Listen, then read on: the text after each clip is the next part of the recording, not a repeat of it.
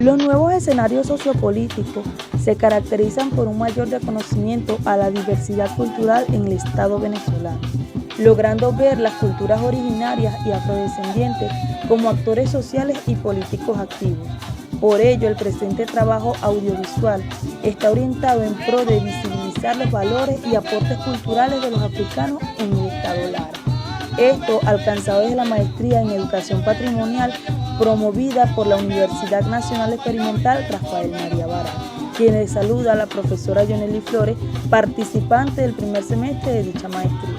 En este sentido, hablar de la identidad cultural de origen afrodescendiente y su diáspora en las Américas y los espacios caribeños es hablar de un cúmulo de disparetos procesos que aún no cesan de enriquecerse con la dinámica mundial, pero mantienen su amarre ancestral como brújula para no perderse en la globalización cultural hegemónica y perversa, ya que estos eran traídos por los europeos solo en condición de esclavos.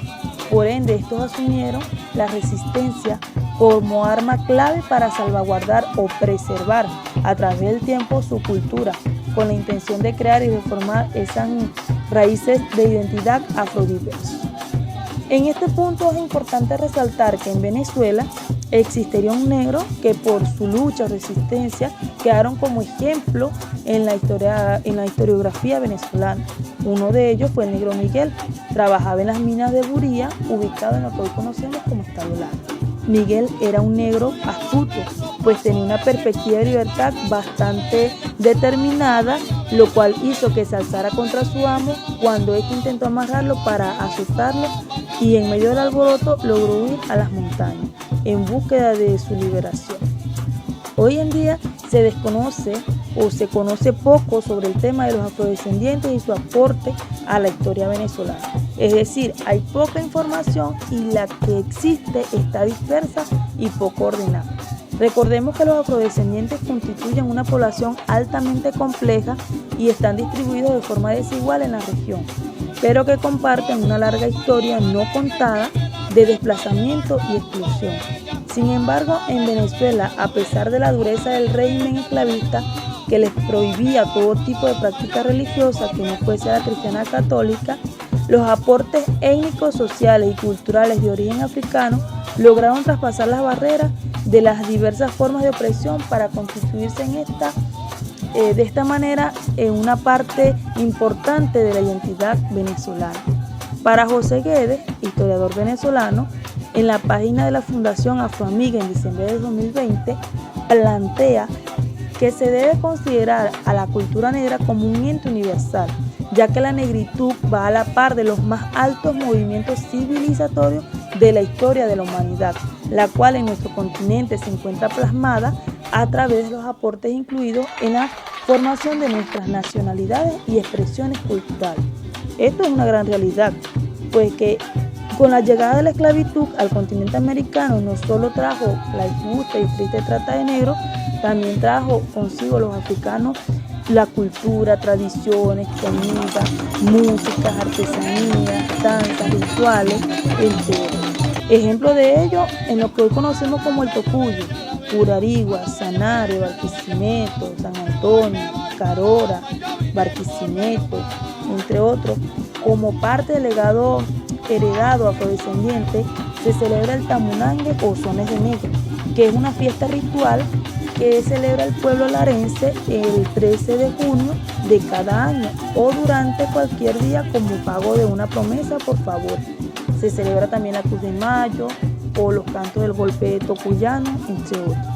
Entonces vemos que son muchas las expresiones y muestras culturales adquiridas desde los pueblos africanos. Otro ejemplo valioso de tambores existentes en nuestro país son el baile del bumbac, el puya, los chimblangueles.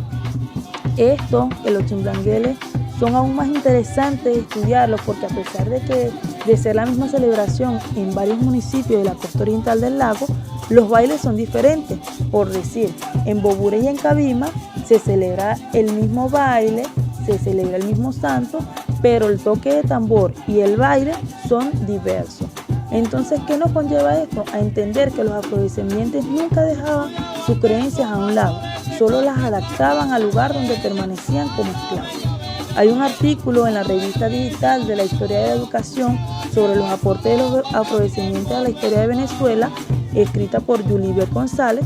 Ella dice que la población africana no tenía más remedio que participar en los actos religiosos de la Iglesia Católica, pero ellos encontraron la alternativa más viable, ya que los santos y santas de dicha religión se asemejaban a las deidades que ellos adoraban, generando esto nuevos cultos, nuevas creencias en el continente, creando así el sincretismo religioso.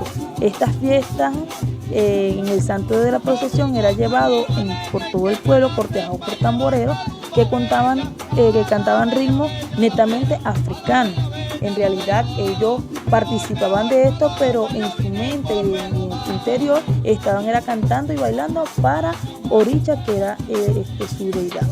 Por consiguiente, también ella plantea que el tambor hoy día debe ser observado como un símbolo de resistencia cultural de los esclavos negros y sus descendientes en Venezuela, ya que el tambor representa más que un instrumento musical, es considerado un instrumento sagrado, mitológico y étnico, donde ocupa un lugar especial en las ceremonias religiosas de los afrovenezolanos.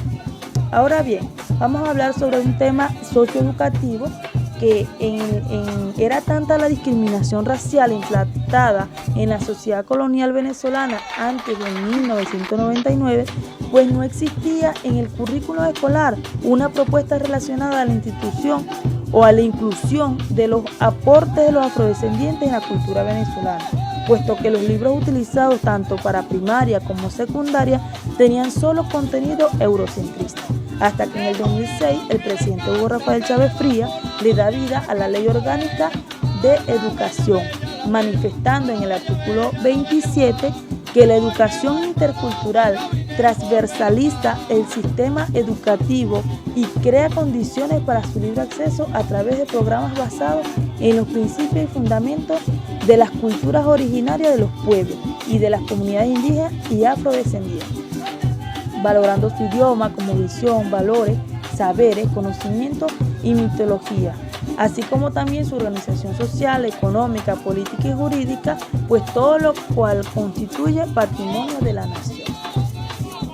Como dato curioso, el 10 de mayo se celebra el Día de la Afrovenezolanidad en pro de la reivindicación de los héroes y heroínas afrodescendientes que de una u otra manera lucharon para la libertad de nuestro país. Tal es el caso de la Hipólita Bolívar o la Negra Hipólita, está Juana Ramírez, la avanzadora, Marta Cumbale, Pedro Camejo, conocido como Negro Primero, José Leonardo Chirino, Andrés Sote, José Tomás León, entre otros grandes personajes históricos e importantes. Por todo lo expuesto anteriormente, voy a irme a la parte local, que es mi comunidad, llamada Matejey, perteneciente al municipio de Torres, Estado Lara. Pues allí existen pocas personas de origen africano, pero no obstante, a pesar de que ahorita está la diversidad cultural, se sigue viendo la discriminación por parte de habitantes del sector. Por ejemplo, a las mujeres como la señora Zaida y Carmen, sus hijas, que ellas son de color, por aquí así le dicen, solamente son contratadas solo como ama de casa. A las niñas le hacen bullying en la escuela por el estilo de su cabello. Esto pues le crea complejos de inferioridad a la autoestima.